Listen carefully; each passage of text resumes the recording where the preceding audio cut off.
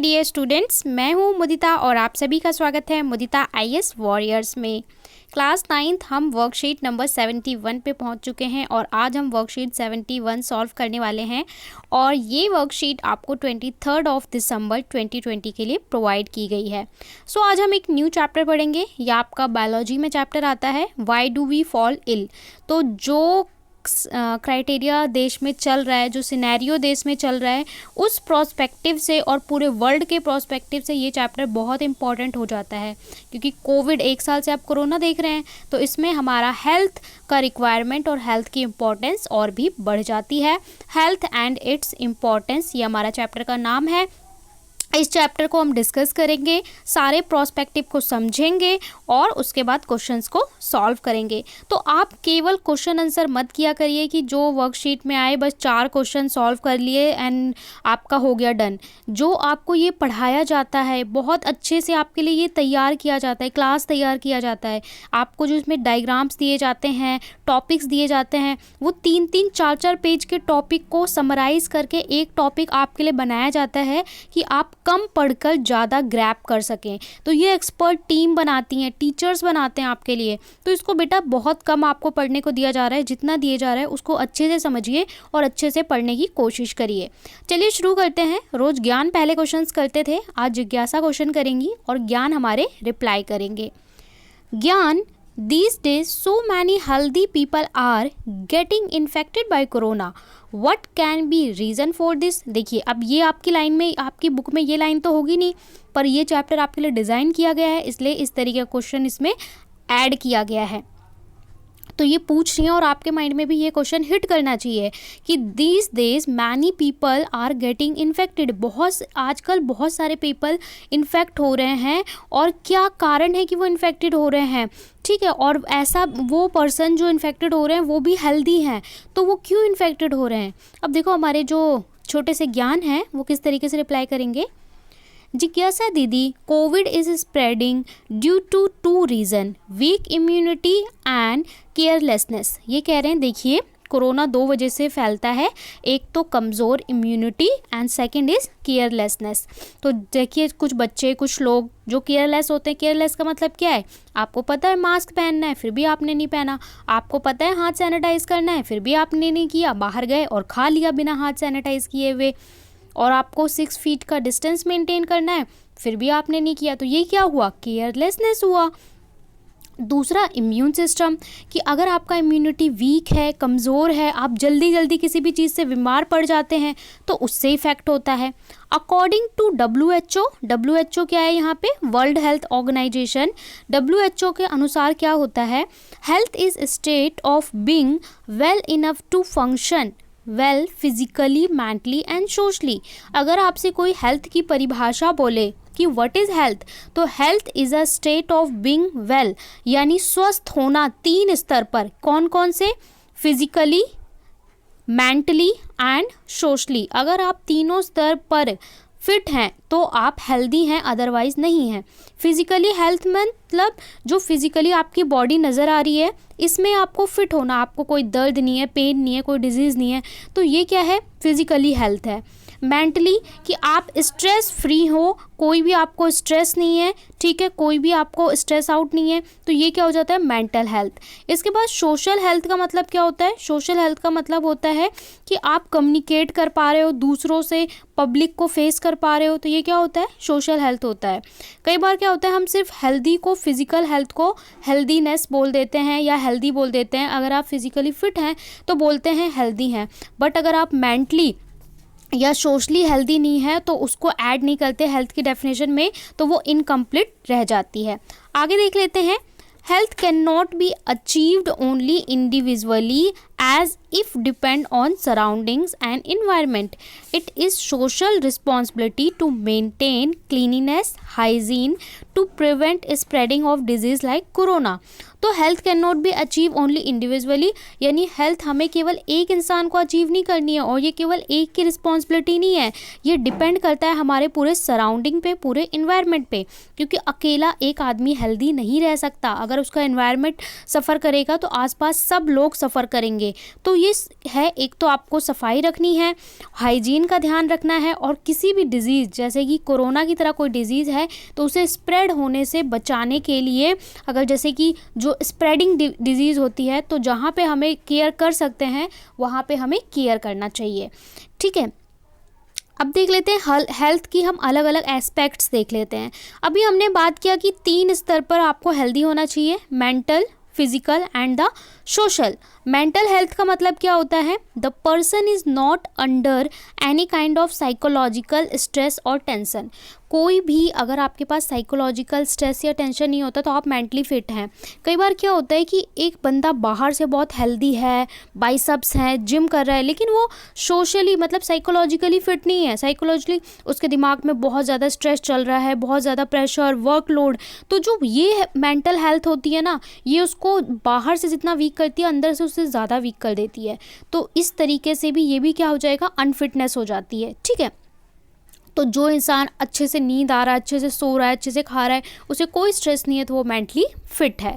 उसके बाद होता है फिजिकल फिटनेस। फिजिकल फिटनेस आप सब जानते हैं कि आप बॉडी में, ठीक है, the person is active, disease free, कोई बीमारी ना हो, आप एक्टिव हो, स्वस्थ हो, जितना आपका वेट होना चाहिए उतना वेट है, तो आप क्या हो, फिजिकली फिट हो। इसके बाद सोशली फिटनेस क्या होता है कि आप फिट हैं लेकिन आप कम्युनिकेट नहीं कर पा रहे। जैसे भीड़ में जाते हैं, लोगों से बात नहीं कर पाते हैं या लोगों को फेस नहीं कर पाते हैं। The person is able to communicate and socialise well, fulfil for requirement. इसका मतलब क्या होता है कि पब्लिक में जाकर बोल पाना, लोगों में घुल मिल पाना, ये होता है सोशल फिटनेस। कई बार क्या होता है, फिजिकल एंड मेंटल हेल्थ होती है और सोशल हेल्थ उसकी नहीं होती या सोशल अनफिट होते हैं और पता भी नहीं चलता। क्योंकि बहुत सारों में ये देखा जाता है कि सोशल अनफिट होते हैं, जल्दी लोगों से कम्युनिकेट नहीं कर पाते, मिल नहीं पाते, मिंगल नहीं हो पाते। तो ये क्या होता है, सोशल फिटनेस ना होना। इसके बाद है condition necessary for good health. Good health के लिए क्या क्या कंडीशंस होनी चाहिए, इसमें आपको आधा से ज़्यादा चैप्टर कवर कर लिया गया है, सारे इंपॉर्टेंट पॉइंट पढ़ा दिए गए हैं एक वर्कशीट में। सो एक एक टॉपिक को बहुत अच्छे से समझने की कोशिश करिए। Condition necessary for good health, healthy and balanced diet, healthy dietary. तो आपको सबसे पहले क्या चाहिए, हेल्दी और बैलेंस डाइट। बैलेंस डाइट का मतलब क्या है कि उसके अंदर protein, vitamin, carbohydrate, fat according to your age add होना चाहिए। ठीक है, जैसे कि ग्रोइंग बच्चे होते हैं उसमें प्रोटीन ज़्यादा होने चाहिए, विटामिन ज़्यादा होने चाहिए। ठीक है, अकॉर्डिंग टू रिक्वायरमेंट, आपकी एज क्या है, कहाँ पे आपको फैट ज़्यादा देना है, कहाँ पे कार्बोहाइड्रेट, वो होता है बैलेंस डाइट। इसके बाद personal and social hygiene. Personal hygiene कि आपको अपना जैसे कि अपने नेल्स साफ़ रखने हैं, कपड़े साफ़ रखने हैं, बॉडी साफ़ रखनी है। दूसरा सोशल हाइजीन, जहाँ आप जाते हैं, स्कूल, सोशली जहाँ पे भी जाते हैं वहाँ पे भी साफ़ सफाई का ध्यान देना चाहिए और होना चाहिए। Active lifestyle, regular exercise, health conscious attitude. हमेशा हेल्थ कॉन्शियस होना चाहिए, मतलब जहाँ पे भी हेल्थ की बात आनी चाहिए आपको कुछ ना कुछ करना चाहिए, जैसे कि योगा या exercise to maintain your fitness. Good physical and social environment, it include clean surrounding, sanitisation, proper garbage disposal, clean drinking water. तो गुड फिजिकल सोशल एनवायरनमेंट में क्या क्या चीज़, पानी पीने का साफ़ होना चाहिए, खाने के लिए जो चीज़ें यूज़ करते हैं वो साफ़ और स्वच्छ होनी चाहिए, आसपास का एनवायरनमेंट क्लीन होना चाहिए, सैनिटाइजेशन होना चाहिए। तो ये सारी चीज़ें रिक्वायर्ड हैं। Good economic condition for provision of good food. Good economic condition यानी फाइनेंशियली भी, इकोनॉमिकली भी अच्छी कंडीशन होनी चाहिए खाने के लिए। तो एक तरह से जब वो हमारी हेल्थ और ये सारी चीज़ें फुलफ़िल होंगी तो क्या होगा, देश का भी, कंट्री का भी डेवलपमेंट होता है। कंट्री का डेवलपमेंट किस पे डिपेंड करता है, अगर सब लोग हेल्दी होंगे तो सब लोग अच्छे से काम करेंगे, और अच्छे से काम करेंगे तो हमारी इनकम भी बढ़ेगी देश की, और जो पैसे हेल्थ के लिए यानी कि बीमारी के लिए खर्च हो रहे हैं वो डेवलपमेंट के लिए खर्च किए जा सकेंगे। तो एक तरीके से देश का ये डेवलपमेंट भी होता है। सिग्निफिकेंस ऑफ हेल्थ, हेल्थ के क्या क्या सिग्निफिकेंस हैं, क्या क्या फ़ायदे हैं, इसको आप बेनिफिट्स भी बोल सकते हो। ठीक है, sometime we call as benefits of good health. Benefits क्या हैं, number 1, it increase our working efficiency, help us to perform various activity at our best. अगर आप हेल्दी रहते हैं, खुश रहते हैं, तो ये हमारी एफिशिएंसी को बढ़ा देता है। जैसे कि आप 1 घंटे, अगर आप सर दर्द हो रहा है, बॉडी पेन हो रहा है, ठीक है, आप 1 घंटे पढ़ पाएंगे, लेकिन आप फिजिकली फिट हैं, जॉयफुल हैं, एकदम खुश महसूस कर रहे हैं, जैसे कि म्यूज़िक सुनने के बाद बहुत अच्छा सा फील होता है, वैसा फील कर रहे हैं, तो आप 1.5 घंटे पढ़ पाएंगे, 2 घंटे पढ़ पाएंगे, ठीक है। तो जब आप फिट होते हैं तो आपकी एफिशिएंसी किसी को काम करने की बढ़ जाती है।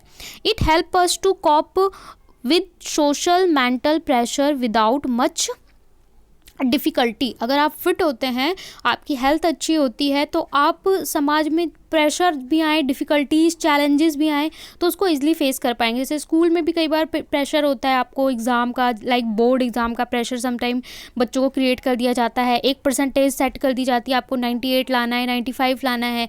तो अगर आप हेल्दी हैं तो आप इस प्रेशर को भी टैकल कर लेते हैं बहुत ईज़िली, जॉब में, कॉम्पिटिशन में, ठीक है, आगे चल के। इसके बाद it make our life joyful. इसके अलावा ये हमारी लाइफ को, हमारी जो हेल्थ है वो खुशहाल बना देती है। आप जहाँ पे भी रहते हैं खुश रहते हैं। Only a healthy individual can happy to contribute to society. एक हेल्दी और स्वस्थ पर्सन ही अपनी सोसाइटी के लिए अच्छे से कंट्रीब्यूट कर सकता है। We need good health not only our self but also our country.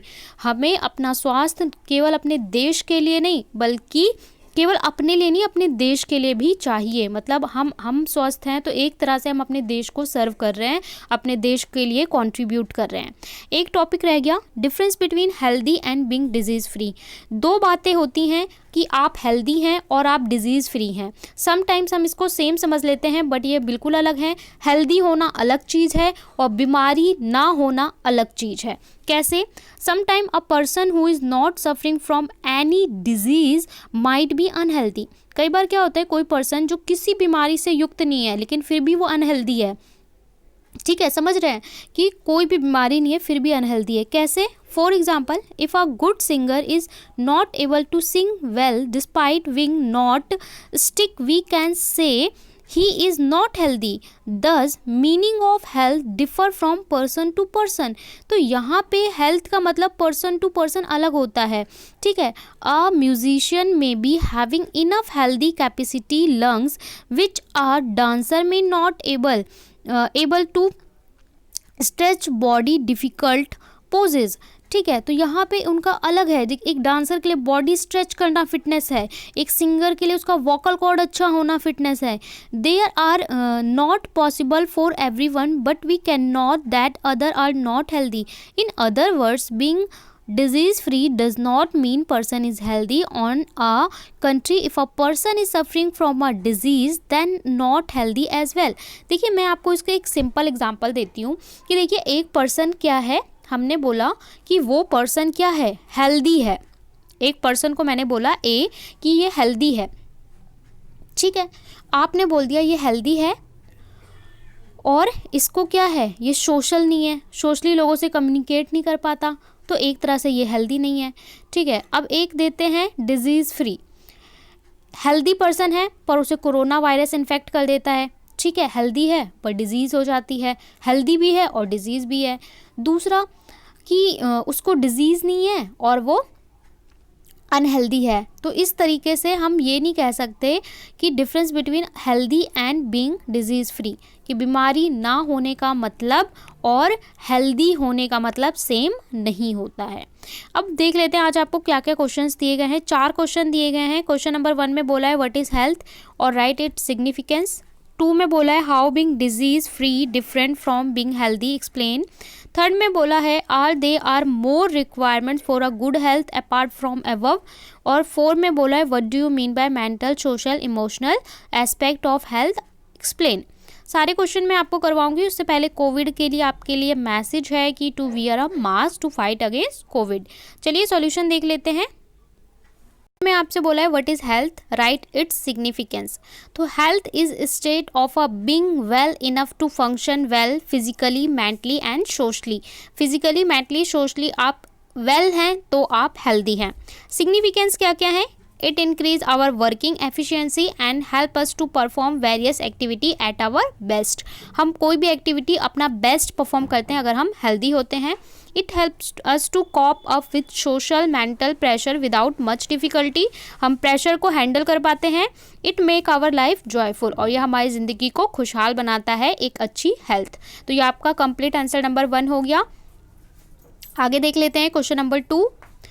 Y being disease free is not different from being healthy, explain. वही चीज़ कि डिजीज़ फ्री होना और हेल्दी होना सेम थिंग नहीं है। Being healthy means that you are well physically, socially, mentally. सबसे पहले तो ये बात क्लियर होनी चाहिए कि हेल्दी होने का मतलब फिजिकली, सोशली, मेंटली स्वस्थ होना होता है। Therefore simply being disease free does not mean that you are healthy, और डिजीज़ फ्री होने का मतलब ये नहीं है कि आप हेल्दी हैं। समटाइम्स आपको कोई बीमारी नहीं है लेकिन आप अंडर वेट हैं, ओवर वेट हैं, ठीक है, बिकॉज यू में सफ़र सोशली। इसके अलावा ये हो सकता है कि आप सोशली सफ़र कर रहे हो, कोई बीमारी नहीं है लेकिन आप सोशली सफ़र कर रहे हो। Example, unwilling to interact with others, दूसरों के साथ इंटरेक्ट नहीं कर सकते। Disease only usually refer of physical health, बीमारी में हम केवल क्या देखते हैं कि फिजिकल फिटनेस देखते हैं, मेंटल सोशल हेल्थ को नहीं कंसीडर करते हैं। तो ये आपका आंसर नंबर 2 हो गया। थर्ड में बोला है, are there any more requirement for good health apart from above, जो आपको पढ़ाया गया उससे अलग और भी कोई रिक्वायरमेंट हो सकती है हेल्थ की। थिंक एंड राइट, सोच कर लिखिए। तो मैंने लिखा है, there are many more requirement for good health apart from above. Number 1, it help us to increase concentration in studies and other mental activities.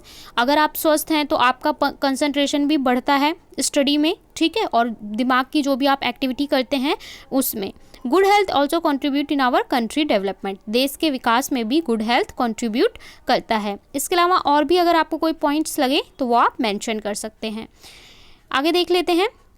Question number 4 में बोला है, what do you mean by mental social emotional aspect of health, क्या क्या expect होते हैं, explain करिए। तो mental aspect of health क्या होता है, the person is not under any kind of psychological stress और टेंशन, जो पर्सन है वो किसी भी तरीके के मेंटल या साइकोलॉजिकल टेंशन से नहीं गुजर रहा हो तो वो मेंटल फिट होता है।